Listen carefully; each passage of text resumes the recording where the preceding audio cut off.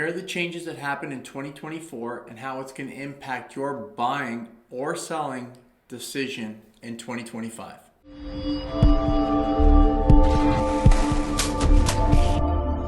Hey guys, I'm Jesse Chidwick. And I'm Michelle Chidwick. And today we're going to break down the 2024 changes and what they're going to mean for you in 2025, whether you're buying or selling. So the first change that we're going to discuss is the 30-year amortization for insured mortgages. Now, previously, the max that you could go was 25 years. So now we're adding another 5 years on for that amortization.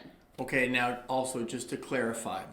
So an insured mortgage is going to be if you're putting less than 20% down. So CMHC is going to insure the mortgage. So let's use average price point in Dufferin County. That's going to be in and around $750,000. Yeah, so if you're purchasing $750,000, say we're looking at an interest rate of 5%. The difference between 25 years amortization and 30 years is about $300 per month, which is a big impact for a lot of people on their monthly payments. Yeah, exactly. And let's quickly just break down those numbers, what that would look like. So if you were purchasing for $750,000, $75,000 down. Okay. With a 30-year amortization, what's the payment roughly going to be? You're around $3,700 per month. $3,700 per month. Yeah. And if it was 25%, which it would have been previously, 25 year, you would just be just over $4,000 a month. Okay, so pretty significant in terms of the changes. Again, it is worth noting that yes, you are extending the length of the mortgage term. So, it's not all sunshine and rainbows. It's going to be a little bit more interest. Yeah, I would say more than just a little bit of interest. It's significant amount of interest for that extra 5 years that you're going to be paying for. However, this is the difference for some people between getting in the market and not getting in the market. So it's really on your kind of priorities at the end of the day. And also, you may now be able to afford a home that was once out of your reach in general. Now, the second change that we're going to talk about is going to be which? Regarding down payments, so minimum down payments. Okay. Previously, for a house $1 million and over, you needed 20% down. Now that is not the case. Okay, so previously, $1 million, let's just say, you would need $200K down. Yeah, exactly. So now you only need 20% down if the house is $1.5 million or over. Okay, so let's just use an example at 1.2. So 1.2, a down payment you're going to need for that previously $240,000. Yeah, now your minimum down payment $95,000. Okay, so it's a very significant change there. So for a lot of people who kind of wanted that price point between that million and 1.5 that weren't able to have that much down, it's going to open up a lot of doors for them. And even sellers between that price range, your buyer pool has now increased. It's opened up quite a bit. Okay, and this just goes to show sometimes if you saw a lot of sold properties that went for $999, $999, well, it'd be fair to say that they were putting probably 10% down as opposed to that $200K. Right. Okay, so certainly a lot of more people that are going to be able to transact at that range. And then also from a selling standpoint, just like you mentioned, buyer pools just got bigger. Yeah, exactly.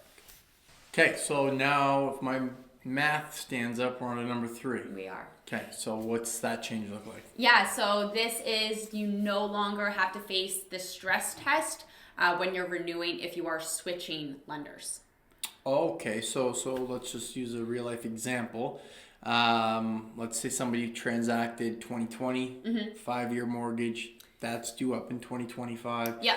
If they were with Bank A, very minimal requirements to stay. Yeah, so if you were going to stay with your bank, no really reissues in requalifying or anything like that.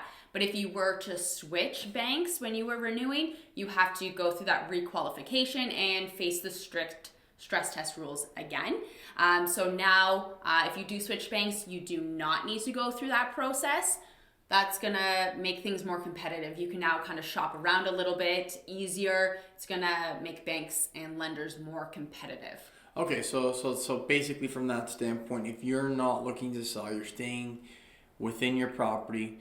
You know, if you're with Bank A, automatic renewal. But now if you're looking to rate shop, you can certainly go out and do that, but not go through that whole process as if you were purchasing your own home again. Yeah, 100%. Very cool. Okay, and on to number 4. The last thing we're going to touch on as far as changes in 2024 is Interest rates. So we saw 5 consecutive interest rate decreases in 2024. okay. So if we're at 5 decreases, we're halfway to the amount of increases that we saw, which was 10 increases.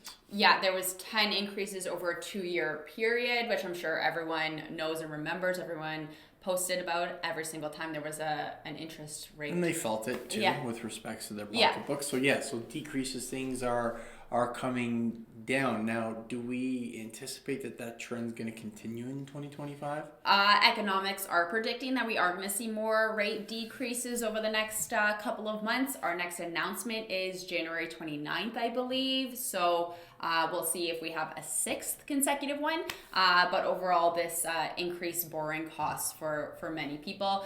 It's important to remember, though, that these when we're talking about these rate decreases, these are for variable rates, not fixed rates. That's controlled by something completely different.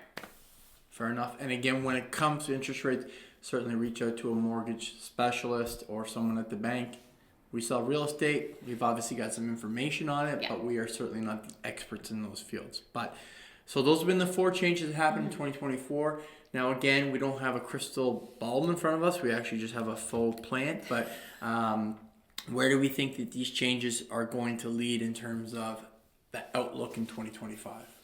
In my opinion, I do think that we're going to see more activity in the market. 2024 was relatively stable and flatlined through most markets. I do think we're going to see more activity this year. I don't think it's going to pop off like we saw in 4 years ago, but I think we're going to see some healthy increases. As do I. So again, if this information was useful for you guys, we appreciate it if you hit that like button. Obviously, smash that subscribe button and reach out to us if you have any questions about real estate, whether it be buying, investing, selling.